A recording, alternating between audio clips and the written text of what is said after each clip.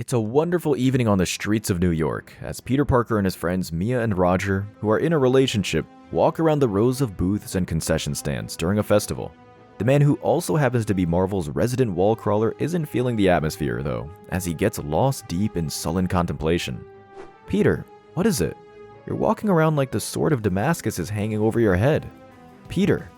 The Daily Bugle photographer doesn't answer. He stews in his thoughts, bearing every ounce of the problems he's dealing with both as Peter Parker, an ordinary New Yorker with ordinary problems, and as the superhero Spider-Man. There's no way I can tell you that as Spider-Man, I have fallen hard for a costumed crook named the Black Cat, and that she's in intensive care now, very possibly dying, because of Dr. Octopus. Peter's become so absorbed by his own problems that he doesn't notice it right away when Steve Rogers, the icon known as Captain America, passes him by. Tonight, Steve's on a date with his girlfriend Bernie. "Oh, Steve, this is so much fun. Look at us, out on the town like a normal couple. And we haven't once mentioned, you know who." "You mean Captain America? Who else?" Bernie's head over heels for Steve, but she admits that it's not been exactly easy dating a superhero like Cap. Like Peter, Steve is having his own problems too. He does have strong feelings for Bernie, but he can't help but hold himself back whenever he remembers Sharon Carter, his former lover who died as a consequence of him being the Star-Spangled Avenger. He brushes off the thought when Peter Parker approaches them. The two may not know each other's secret lives as two of New York's greatest superheroes, but Peter and Steve are actually work acquaintances at the Daily Bugle. "What brings you here tonight, Peter? Out on a photo assignment?"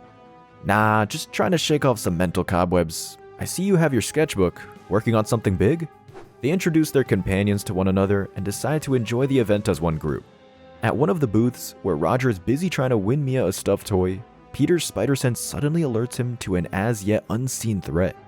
All of a sudden, a large New York rat pounces on Roger, and an entire army of pests start rushing towards the festival attendees and attacking the festival attendees. Peter and his group turn their heads to see that the supervillain, known as Vermin, the Man-Rat, is the one responsible for ruining this otherwise pleasant evening. "Come, my friends, while the soft-skinned idiots flee in panic. Let us forage for food." Steve can't believe his eyes upon seeing the grotesque villain accompanied by his rat army and attack dogs. The last time Captain America saw Vermin, the rat-faced criminal was in Mexico. But now's not the time for questions. Steve knows he has a job to do. Meanwhile, Peter hands over Roger and Mia his apartment keys. The unassuming Daily Bugle photographer is planning on putting on the mask to defeat Vermin, but of course, he can't tell the two lovebirds that. "What about you?" "I've got to stick around and get some more pictures." "Stick around? Are you crazy, Peter?" "No, just greedy. Jameson will pay me a fortune for these. Go, get out of here." Meanwhile, Steve tells Bernie to wait for him at home. Despite her reluctance, Mia does as she's told after they see that even the police don't stand a chance against the dirty man-rat. With Mia safely away, Steve Rogers heads for the nearest bathroom to change into his costume. And as if by fate, he sees Spider-Man the same moment he comes out of the cubicle. "Spider-Man, I seem to be running into you in the strangest places lately. Rooftops, men's rooms." "Yeah, isn't this a glamorous profession? I assume you're about to tackle the weirdo with a rabid entourage." "His name is Vermin, and you assume right." Webhead and Winghead straight for the rampaging supervillain, who's busy gorging on the various delicacies at the carnival. And when Vermin sees Cap and Spidey about to rush him, he sicks his rabies-infected minions on the two heroes. Cap fends off Vermin's hounds. However, the rats gross out Spider-Man and he fails to dodge the oncoming barrage of cat-sized rats lunging at him. The wall crawler gets overwhelmed, but Cap spots a water hose nearby and hoses the rats away from Webhead. In turn, Spidey does the Star-Spangled Avenger a solid and webs up Vermin's dogs for him.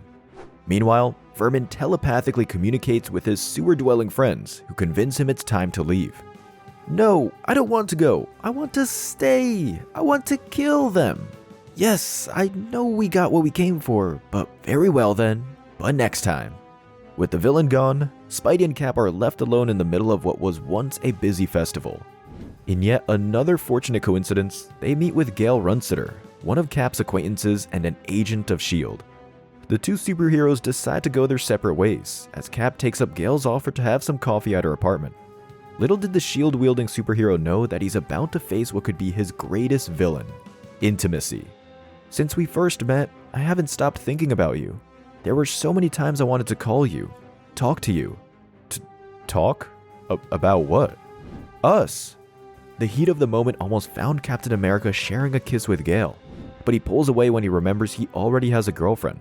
So Cap bids his farewell after refusing a right old nightcap. Meanwhile, Peter arrives in his apartment to find that Mia's there alone. Mia, what are you doing here? You gave us your keys, remember? What happened to you, Peter? You look terrible. I'm alright. I just got jostled around by the crowd. Where's Roger? He was feeling a little queasy, from the rats and all, so we went home. Why did you stay?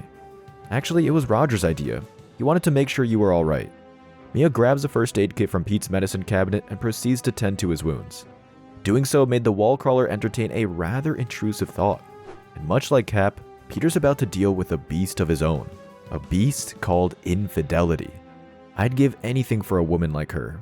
Someone I could relax with. Forget about Spider-Man and supervillains and saving the world. What is it, Peter? Why are you looking at me like that? It might be another coincidence or that sheer Parker luck when Peter hears news of Vermin going on another rampage over the radio before things got further with Mia. Hearing the news report, Peter politely, desperately, sends a confused Mia away before donning his suit again to swing to Vermin's location and save the day. That bulletin was like a blessing. I can't believe what I was about to do. Another moment and I would have pulled Mia close and who knows? He gets to the cordoned off supermarket where Vermin was last seen lurking, and just like before, Spidey meets Captain America by chance. Cap, I guess you listen to the same radio stations I do. Ready for another shot at that maniac? Ready, willing, and able. The two heroes enter the supermarket where a rabid Vermin jumps out of the darkness and pounces at them. Die, die, die! Eloquent sort, isn't he? Fast too. If I hadn't dodged just then.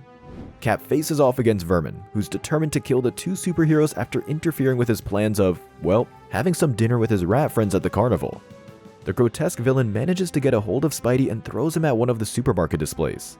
Then, Cap barely dodges the dirty man rat when he comes for him, which makes the shield-armed Avenger realize that Vermin must be using his powers to make them move sloppily. Just being around Vermin seems to trigger some primal animalistic response that clouds the... But Vermin flips over a shelf before Cap can finish his thought. The superhero is knocked out and Vermin prepares to land the killing blow. However, his sewer-dwelling friends telepathically speak to him again. At last! At last! And now to... What's that? No! This time we're not leaving! Ignoring the rats' counsel to leave the heroes alone, Vermin lashes out at his own friends and starts tossing away the rats. I said no! I want Captain America's head, and I'm going to have it. Spidey webs up the clawed hand before he can strike down Cap. Noticing this, Vermin calls for his rat friends to attack the wall crawler.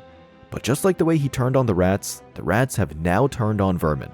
Not a single tooth or tail answers his call, leaving him open for Cap to regain consciousness and give Vermin a solid smack to the face. Spidey webs up Vermin and the two superheroes call it a day before going off on their own. They discuss how Vermin was able to manipulate their animalistic urges during their battle. Spidey's worried, but Cap has awesome words of wisdom for him.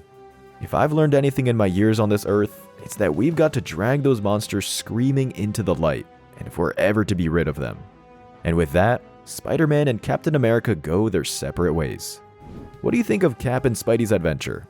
Got any other superheroes you want to see team up? Sound off in the comments section and we might feature it in one of our videos. For more amazing pop culture content, subscribe to our channel and turn on notifications, guys. See you next time, only here at KRTV Marvel.